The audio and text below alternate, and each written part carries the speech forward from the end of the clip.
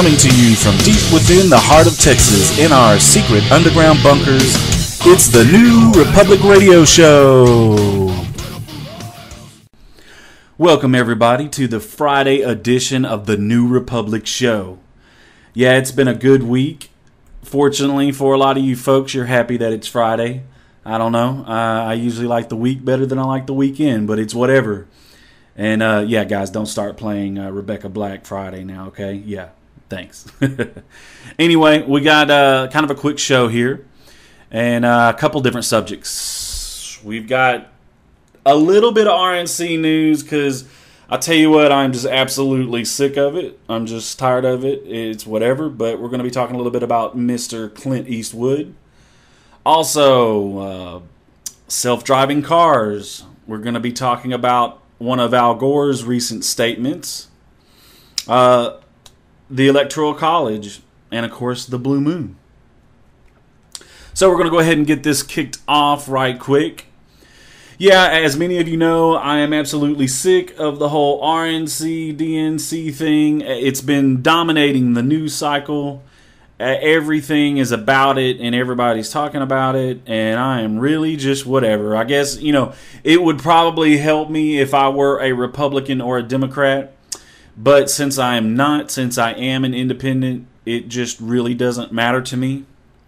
But, you know, I will talk a little bit about it, but yeah, I'm just worn out from it, and I'll be honest, I'm really dreading next week because it's just going to be the DNC 24/7 and just so much garbage every day. And I don't know, maybe it'll make for a good show. Maybe some people will put their foot in their mouth, whatever you want to call it. I don't know, but you know, maybe it'll make something for a good show because I'm just the RNC. I don't know. I was just sick of it. I saw what I wanted to see, which was about 15 minutes, 20 minutes maybe, and that's it. But one of the big things that I think really saved the Republican National Convention this week was honestly Clint Eastwood's appearance and his little, whatever you want to call it, his impromptu speech and acting, his little skit that he did. Well, you know, I find it really offensive that, of course, today, the next day after that, of course, the liberals are attacking him and they're talking about basically calling him an old Dodger and, you know, crazy. And what was one of the other reports? What did they say? I've got it here somewhere where they were saying that, yes, dementia. Some of the reports were saying that he's developed dementia. I don't know. I don't understand it. Believe me, I'm all about the old folks. I'm going to protect the old folks any way I can. They're all near and dear to my heart. But the thing is I don't get that. I mean, this man went out there and did his thing, and unfortunately, people are going to take pot shots at him because he's old, because he maybe, you know, stammered a little bit here and there. Okay, whatever. But he had really good points, and I think, honestly, overall, he really saved the RNC convention because he brought levity. He brought some actual real good intentions and good subjects. You know, he was the only person that actually talked about the war in Afghanistan. He's the only person that brought it up in the entire convention. He brought up a bunch of good points. And, you know, making fun of President Obama, that made a lot of people upset. But it's whatever. You know, for years and years now, for 4 years, we've had comedians that completely dodged Obama in every way that they could, because they're all lapdogs for him. It's whatever. That's just their natural thing. You know, if it's a Democratic president, that's just what they're going to do. But this was just nice because somebody actually took it to Obama the way that it should have been happening the whole almost 4 years now. But it's whatever. I just wanted to bring it up just because I really think that he saved the convention overall. I think that he brought a lot of good points, even if they were introduced in a skit-like manner. You know, he talked about a lot of things that A, needed to be talked about, and B, you know, he brought up a lot of things basically to Obama and talked about a lot of things that nobody's really said on a national stage about Obama. And the reason why that is just simply because the media, 99.9% of the media is in Obama's pocket. Even Fox News won't go far enough in saying what really is. You know, a lot of people want to try to say that Fox News is like super right-wing. And let me tell you what, I'm super right-wing. I promise you they don't go to the meetings. I'm there all the time. I don't see anybody from Fox there. So they're not super right-wing. They are Republican, obviously. But Republicans are more, center conservative, a little bit conservative, and more center than anything. But it's whatever. But I thought really his most ultimate statement was, we own this country. And that is so true. And I saw a lot of the liberals trying to spin it as, oh yeah, old crotchety white people own this country. Okay, whatever. That's totally not what he was talking about. He's just talking about empowerment for every American. And I just thought that was a great message. And if you see it as any other way, obviously you have something on your shoulder. It's not a brick, it's a boulder. It's something that you need to deal with.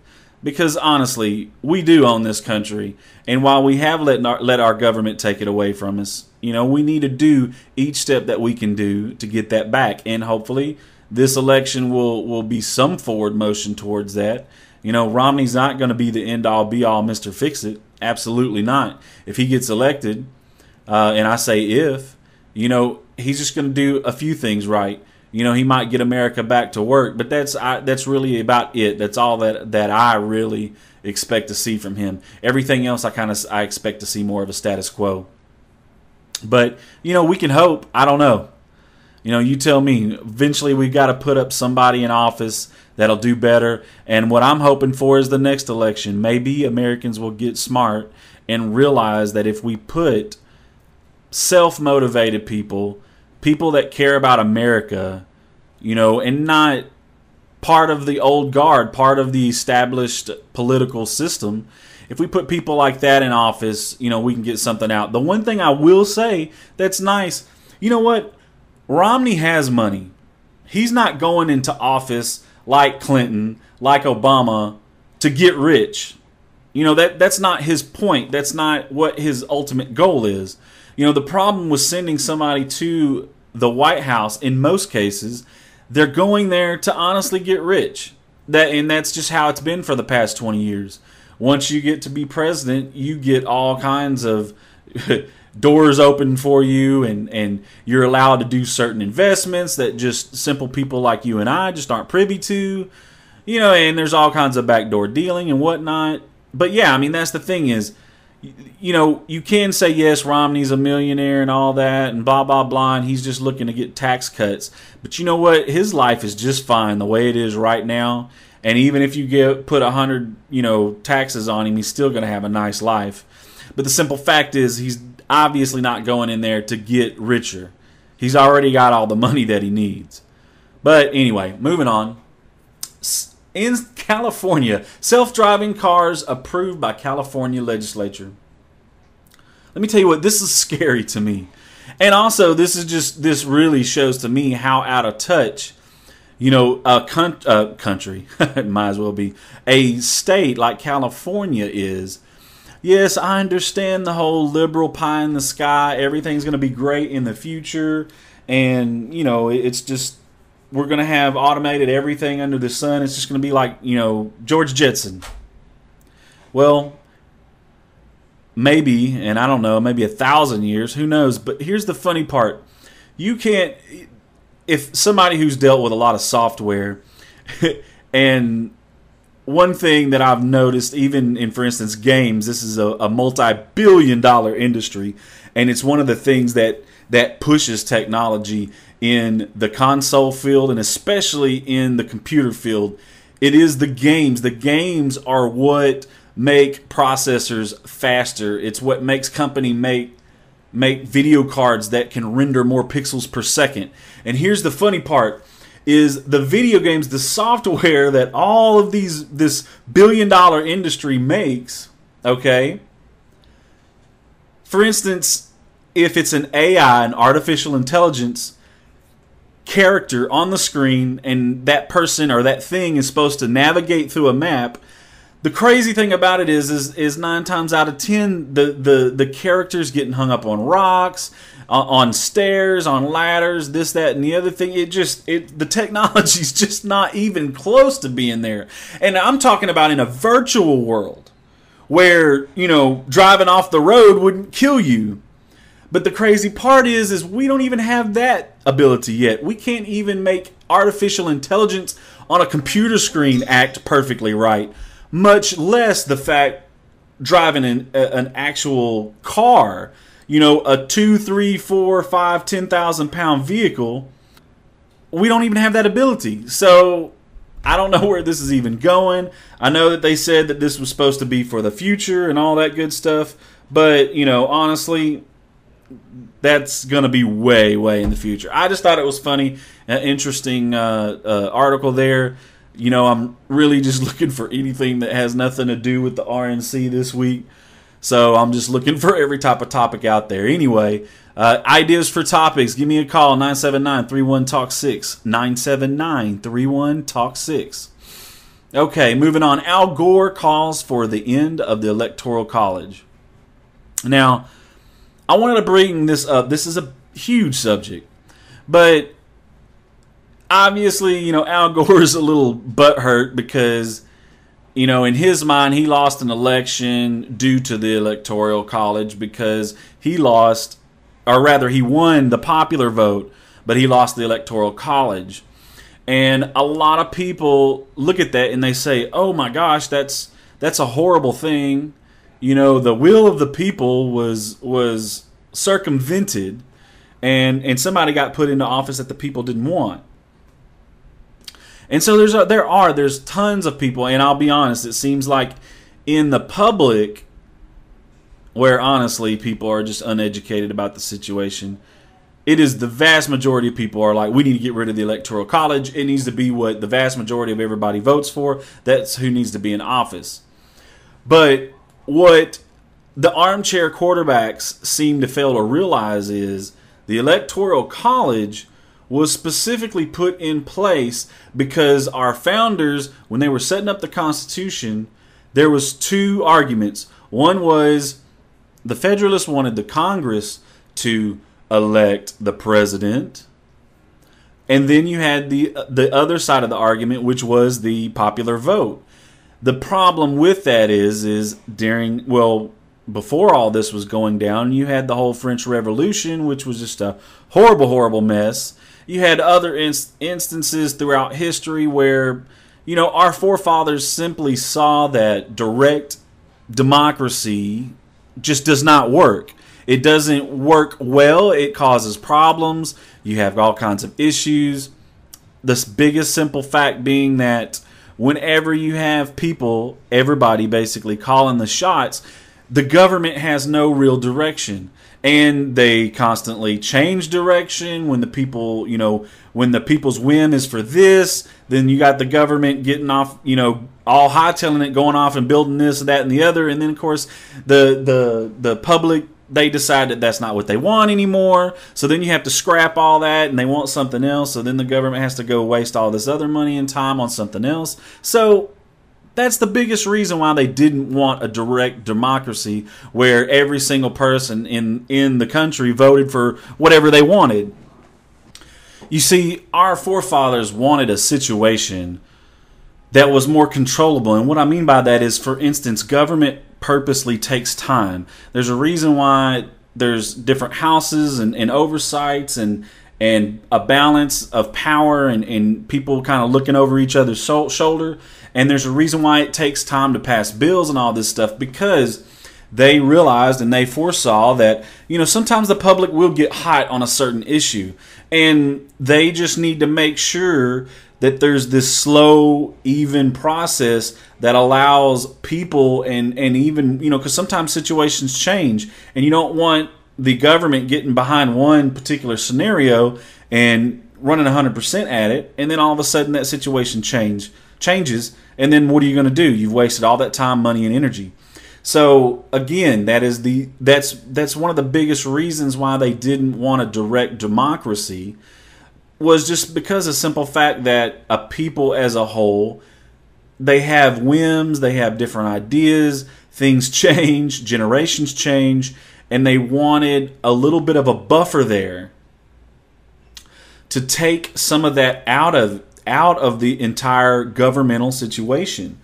Well, they kind of did a kind of meet in the middle thing. Instead of just having Congress vote on it, instead of having a direct democracy, they chose to use the Electoral College. And in that situation, what that effectively does is that allows us to go and vote. And depending on our area, our state, basically, depending on our state, we get so many votes. Well, those votes are all of our votes are tallied, and then our leaders that we elected for each state, they take those votes and cast those appropriately.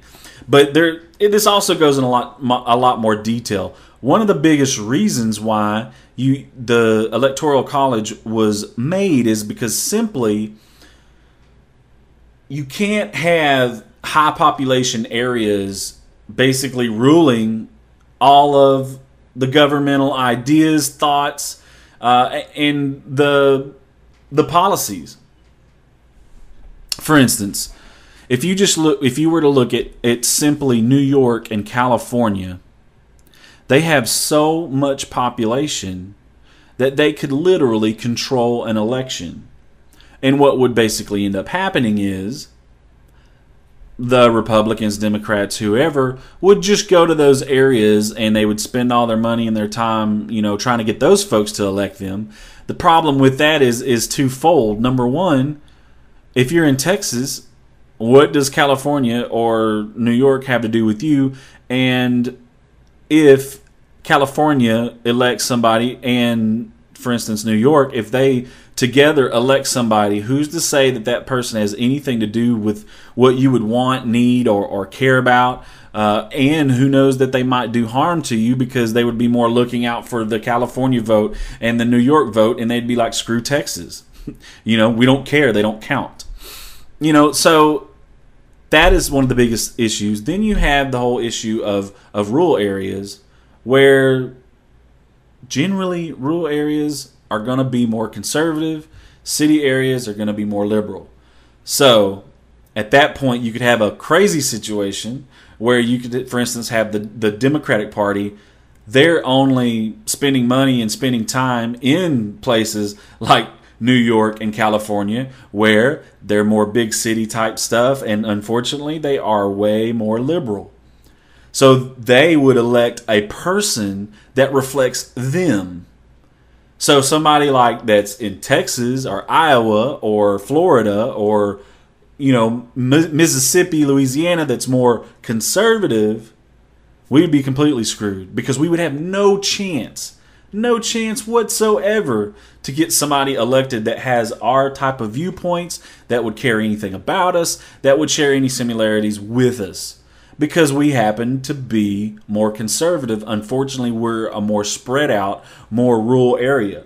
That being said, small states like New Mexico that have next to no population, those states, unfortunately, you might as well not even care about the election at all. You're a big old state, but you have like no population. There's no water there, so there's no population. So unfortunately, they would be completely, I guess, just out of luck, whatever you want to call it. But yeah, so the Electoral College is kind of that stopgap measure that allows smaller areas, rural areas, minorities, it allows them to have a voice, and a strong voice still, in the election for the president. If you were to take that Electoral College out, you would take away minorities' strength in voting, you would take away rural areas' strength in voting, and unfortunately, because of demographics, you would take away conservative voices, because the simple fact is, generally conservatives are going to be in your more rural areas, and they're not going to be concentrated in your high population areas. So we would have a completely different looking country. Completely different looking country. Because you have to realize we'd have had 230 some odd years of that. So you would basically have a very progressive United States of America. And the forefathers, the founding fathers, they were aware of that, and they knew about, well, I mean, maybe they didn't know every single situation, but they knew the dangers and the evils of having either just a direct democracy or some form of direct democracy. And I'm not even going to go into the whole point of, once the populace learns that they can vote treasures out of the national vaults and vote themselves stipends and whatever else you want to call it, which is basically what we've kind of gotten into, but I'm not even going to go there. So yes, is it perfect? Absolutely not. The Electoral College, it has a lot of flaws to it. There are a lot of situations where it's kind of, a little bit like what the heck, but overall, and like I say, for 230 some odd years, it's really worked out for the better. And again, like I say, if you didn't have it, you would have a completely different country today, and it would be nothing. Nobody would recognize it. But yeah, what are you going to do? I don't think it really needs to be changed until somebody that's a lot smarter than me and a lot smarter than the founding fathers comes along and comes up with a better system, and definitely not a majority vote. But until somebody comes up with a better system, I think we just need to leave it alone and roll with what we got. Anyway, what are you going to do? All right. Moving on. And last subject of the day is the blue moon. Get out there. Enjoy it, folks. It's not going to be around until 2015. So who knows? It's 2012 now. It's almost December. You might not get to see that 2015. Whatever. I don't know. Yeah, I don't believe in the Mayan prophecy, but I love joking about it. Anyway, go outside, enjoy the moon. Take that special person out. Do a little something special for them. Guys, take your lady out. Have a nice little night. Do a little interlude, a little tryst, whatever you want. A little romantic get-together. Just have a good time. And anyway, I will catch you guys later. Have a great day. And spread the wealth of love, guys. Y'all have a good one. Later. Young Clint, we in here. 5 o'clock in the morning. It might be 3 though.